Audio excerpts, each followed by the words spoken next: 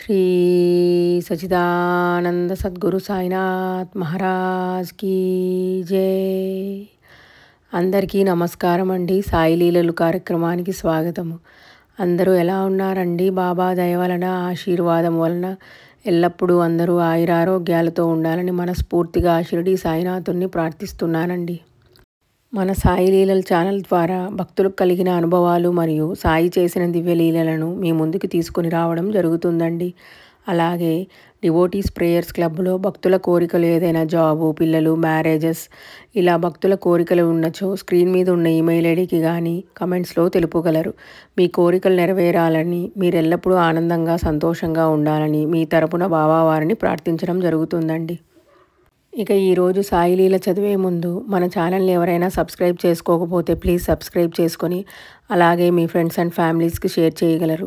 మీకు మన సాయి లీలలు నచ్చినట్లయితే ఓం సాయిరామ్ అని కమెంట్ చేసి లైక్ చేయగలరు. అలా చేసినట్లయితే ఇంకొంతమంది సాయి భక్తులకు మన సాయి లీలల ఛానల్ రీచ్ అవుతుందండి.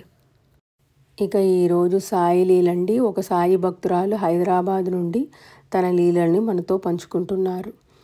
నాకు మొదట్లో బాబా అంటే అంత నమ్మకం ఉండేది కాదు. మా ఫ్రెండ్ ద్వారా నేను బాబాకు పరిచయం అయ్యాను. నాకు పెళ్ళి కాకముందు నేను మా ఫ్రెండ్ ఒకే ఆఫీస్లో పనిచేస్తూ ఉండేవాళ్ళము. నా ఫ్రెండ్ బాబా భక్తురాలు. తను బాబా ఎక్స్పీరియన్స్ గురించి అలాగే తనకు జరిగిన బాబా లీలల గురించి నాకు చెప్తూ ఉండేది. అలా మెల్లగా నేను కూడా బాబాకు అట్రాక్ట్ అయ్యాను. తను ఎవ్రీ థర్స్డే గుడికి వెళ్ళేది. తనతో పాటు నేను కూడా కలిసి గుడికి వెళ్తూ ఉండేదాన్ని. అలా నేను కూడా బాబాను నమ్మడము, ప్రార్థించడము మొదలుపెట్టాను. బాబా ఆశీర్వాదంతో నేను సాయి సచ్చరిత్ర పారాయణం కూడా చేశాను. బాబా వారి లీలలు విన్నప్పుడు నా మనసు ఎంతో ఆనందంగా, సంతోషంగా అనిపించింది. అలా బాబా వారు నా జీవితంలోకి వచ్చారు. అప్పటి నుంచి నేను బాబాను నమ్మడం స్టార్ట్ చేశాను. ఈ మధ్యకాలంలో నా జీవితంలో జరిగిన ఒక అద్భుత లీలను మీతో షేర్ చేసుకోవాలనుకుంటున్నాను. మా హస్బెండ్ కూడా ఒక ఐటీ ఎంప్లాయీ. కొన్ని రీజన్స్ వలన అతను కంపెనీ చేంజ్ అవ్వాలని అనుకుంటున్నారు. చాలా ట్రై చేస్తున్నారు కానీ కంపెనీ చేంజ్ అవ్వడానికి ఏది సక్సెస్ అవ్వటం లేదు. తను చాలా విసిగిపోయారు. ఒక పాయింట్లో ఇక నేను జాబ్ చేయలేనేమో అని ఫీల్ అయ్యేవాళ్ళు. నేను ఆయనకు ధైర్యం చెప్తూ ఉండేదాన్ని. నేను మా వారి కోసము బాబా వారి నవగురువార వ్రతము స్టార్ట్ చేశాను.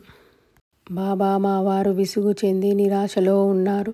నీ ఆశీర్వాదముతో తనకు ఒక మంచి జాబు వచ్చి ఆనందంగా ఉండేలాగా చూడు తండ్రి అని ప్రార్థించి నా నవగురువార వ్రత పూజను స్టార్ట్ చేశాను. ప్రతి గురువారం నాడు బాబా పూజ పూర్తి చేసుకొని ప్రసాదం తీసుకుని బాబా గుడికి ఇద్దరము కలిసి వెళ్ళేవాళ్ళము. బాబా వారు నా ప్రార్థనను విన్నారు. ఒక గురువారం నాడు ఒక కంపెనీ నుండి మా వారికి ఇంటర్వ్యూ షెడ్యూల్ అయినట్లు మెయిల్ వచ్చింది. గురువారం నాడు ఇంటర్వ్యూ అనగానే నాకు ధైర్యంగా అనిపించింది. బాబానే అంతా చూసుకుంటారు అన్న నమ్మకం ఏర్పడింది. అలా బాబా దయ వలన మా వారు 5 రౌండ్స్ ఇంటర్వ్యూ క్లియర్ చేశారు. ఇక రిజల్ట్స్ కోసము మేము వెయిట్ చేస్తున్నాము.